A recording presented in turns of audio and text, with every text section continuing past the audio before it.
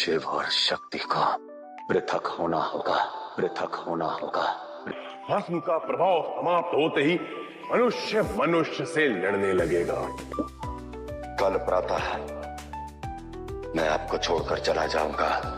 शिव शक्ति के नए एपिसोड में देखिए, एपिसोड की शुरुआत होती है स्वार्थ, अपने अहंकार और छल के साथ महादेव की शक्ति को कम करने की ठान लेता है। वह धरती पर नकारात्मकता फैलाने के लिए तैयार हो जाता है ताकि मनुष्यों के बीच कलह हो और देवताओं को भी उनसे युद्ध करना पड़े। इधर दिति और शुक्राचार्य एक भयावह योजना बनाते हैं। अगर हमें महादेव से बदला लेना है तो हमें उनकी प्रतिष्ठा को नष्ट करना होगा। वे संकल्प लेते हैं कि धरती पर ऐसा विनाश लाएंगे कि मनुष्य और देवता भी विवश हो जाएंगे। महादेव और माँ पार्वती एक शांत समुद्र के किनारे बैठे हैं। माँ पार्वती को इस स्थान की दिव्यता महसूस होती है, लेकिन महादेव के चेहरे पर गंभीरता झलकती है। अचानक माँ पार्वती उनके कंधे पर हाथ रखती हैं और पूछती हैं, प्रभु आपके मन में कोई चिंता है? महादेव गहरी सांस लेते हैं और कहते हैं, अब समय आ गया है कि मुझे तुमसे अलग होना होगा पार्वती। पार्वती स्तब्ध रह जाती है। ये आप क्या कह रहे हैं स्वामी? महादेव समझाते हैं कि उन्हें मनुष्यों को मानवता और अखंडता का पाठ पढ़ाने के लिए पृथ्वी पर विभिन्न रूपों में उपस्थित होना होगा। माँ पार्वती की आंखों से आंसू बहने लगते हैं। मैं आपके बिना एक क्षण भी कैसे रहूंगी? महादेव बताते हैं, मैंने स्वयं को 12 ज्योतिर्लिंगों में विभाजित कर लिया है, जिससे सृष्टि के हर कोने में मेरी स्थिति बनी रहे। माँ पार्वती की आंखों में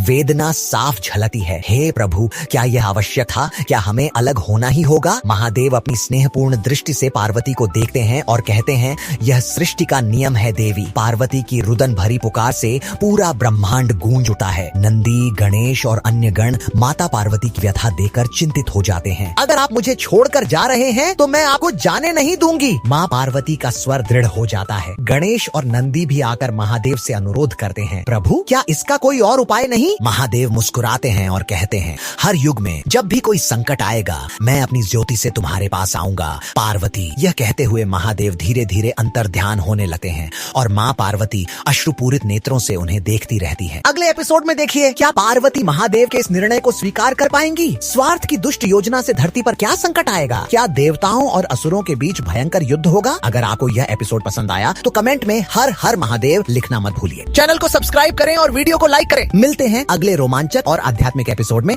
जहां कहानी लेगी एक नया मोड़।